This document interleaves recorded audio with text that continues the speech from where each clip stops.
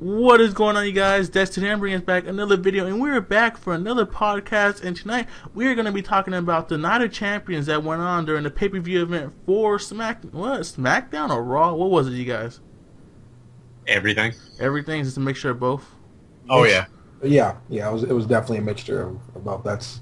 They're long past the days of split pay-per-views. Although I kind of miss those days. Yeah, that's true. So we're back for another. As you see, we did one last week, and due to the overwhelming success, we're planning on doing it again, and we're going to keep continuing it until we get, to establish a name for ourselves. So, Brian, introduce yourself, and then Merc, introduce yourself afterwards. What's up, guys? Brian, a.k.a. Keels here. What's up? This is Greg, a.k.a. Merc. Alright, so let's talk about the first match that went down. Sheamus and Alberto, how did it go? I personally didn't see it because my computer crashed and, went out shit on me. So, how'd it go? Well, they started it off in exciting fashion because before the bell even rang, they, had Booker T come out and announce that the Bro Kick had been reinstated after some investigating, I guess. And it almost kicked off like his WrestleMania match. He went for that Bro Kick as soon as the bell rang, only he missed Del Rio and ended up getting Otunga. What did you think of the match overall, Merc? Honestly, it was about what I expected it to be. The only factor that was missing was when making Dolph Ziggler. See, here's the thing with Ziggler. They have to be very careful with what they do with Ziggler from now up until I'd say about maybe another 6 or 7 months, because his relevance is finally there now. He's always had the factor of becoming a big star, but when you make them lose, they have to have some kind of bounce back or something like that. For example, the excellent match we're going to get to tonight or later on in this podcast about Cena and Punk, the ending of that match, nobody really came out as the loser because it was fucking epic. With the way that they should have done the end for Sheamus and Del Rio was Ziggler should have cashed in. That's what I think. It would have been perfect to fit it in there. Yeah, he might have lost to Orton, but he would have won the World Heavyweight Championship. They have to bounce back.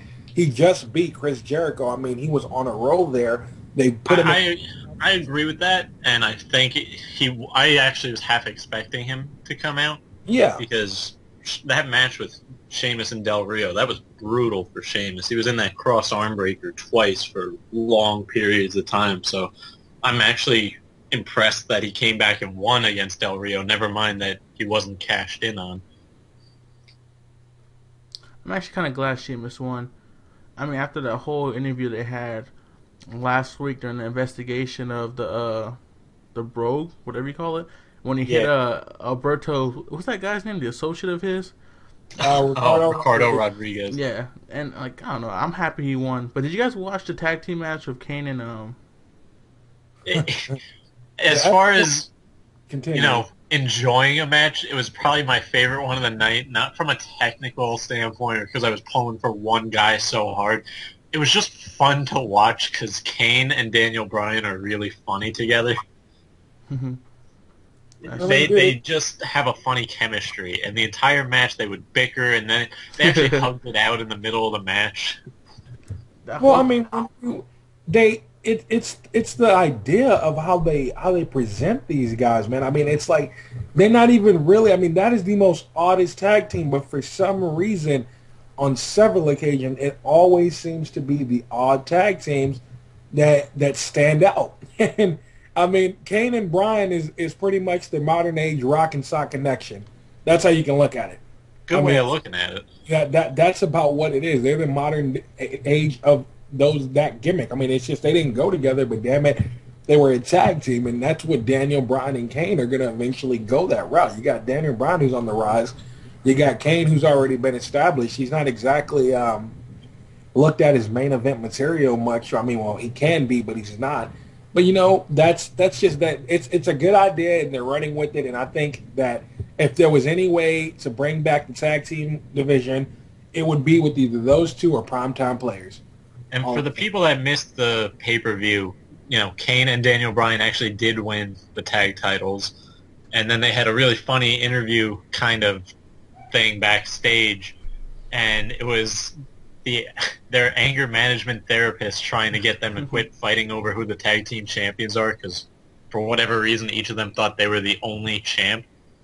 And the therapist got Daniel Bryan to, compromise and congratulate Kane.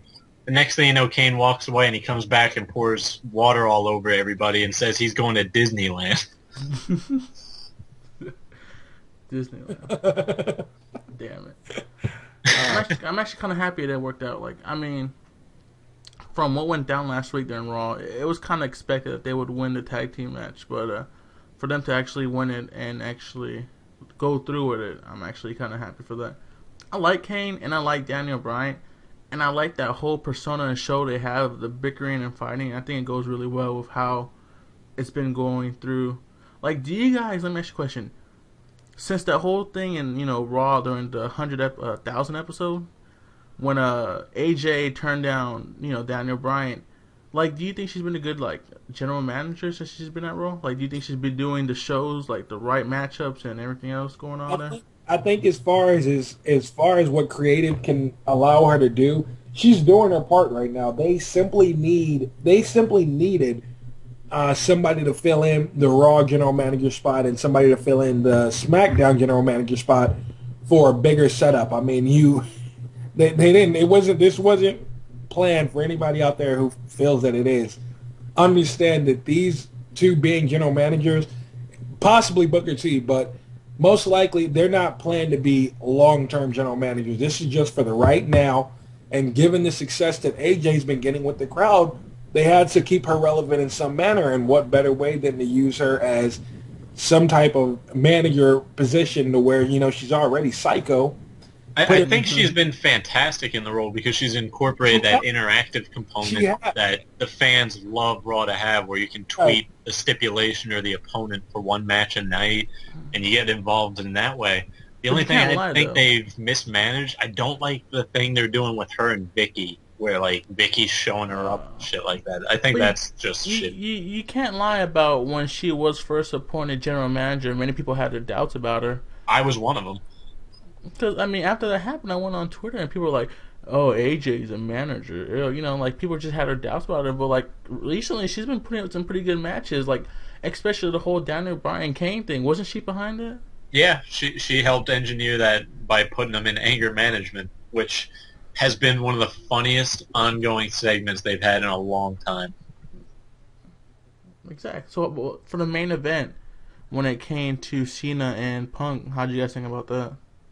I think end result probably bothered a lot of people. I personally loved it because it kept me off balance, which is hard to do when you've been a wrestling fan for a long time. You start to be able to predict things. But this one caught me a little off guard. I went into the night thinking, oh, there's no way Punk loses. And then my jaw dropped when Cena pinned him. And then I didn't see it coming, but the way they had it play out was both of their shoulders were down. So that, in a draw, champion retains the title. I thought it was genius. He had two major kickouts, Cena, against was it a Punk sleeper? Yeah, he hit the go to sleep twice, and this is what I love, when Punk starts trying to, get at other people, he started sizing up Cena like a certain someone, and then all of a sudden hit the rock bottom. I mean, all that matters is Punk was able to hold on to his championship in the end. And it was done genius. The way, and with those two guys, and I'm really happy that they've done it like this, because that goes to show, the ending of this show goes to show that Punk is their face of WWE. It's Punk and it's Cena. No matter how you look at it, Punk had to fit in the heel role, but I mean, it's Punk and it's Cena, and they were not going to have Punk lose clean, and they weren't going to have Cena lose clean. So what's the way to balance it out? Make it into something where it's creative. And that was the best damn idea they could have done. They didn't go the way of have Paul Heyman interfere. They didn't go in the way of have Cena turn into Super Cena. They went in the direction of creativity.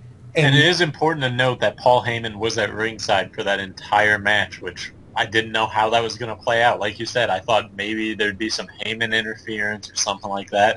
But he was very careful to stay far away from them. He didn't distract Cena at all. Like, he literally was there as a spectator, not unbiased, but he in no way injected himself into that match. Like when they first called, when CM Punk first walked into the thing, he was in the ring clapping like a cheerleader. So, well, honestly, one of my favorite parts, and I picked up on it even before Michael Cole said anything. Punk had ring gear on that was the New York Yankees blue and white pinstripes, and it was in Boston. And I don't think the fans at the arena picked up on it, or else they would have booed him a little more than they did. Wow. So what do you guys predicting for tomorrow during Raw? Anything like any exciting matchups? Do you think is coming on tomorrow? Oh, I'm sure they'll come up with something where either they'll determine a new number one contender, or they'll have Cena in action against someone. My biggest thing is I wonder like if they're gonna continue with the whole Kane and Daniel Bryan story. Oh, they'll keep that going. They'll keep winning their matches in the fashion they've been winning, which is somehow they're gonna fight and it's gonna somehow manage a win, which is funny because you gotta wonder how they keep doing it. That's true. Alright, you guys. Well, this is going to end up the quick review of the Night of Champions. We did a quick review. Want to let everyone know how it went. For those of you who didn't get to see, we just wanted to give you guys a quick review. Thanks for watching. I appreciate you guys. Take it easy. You guys have a great day.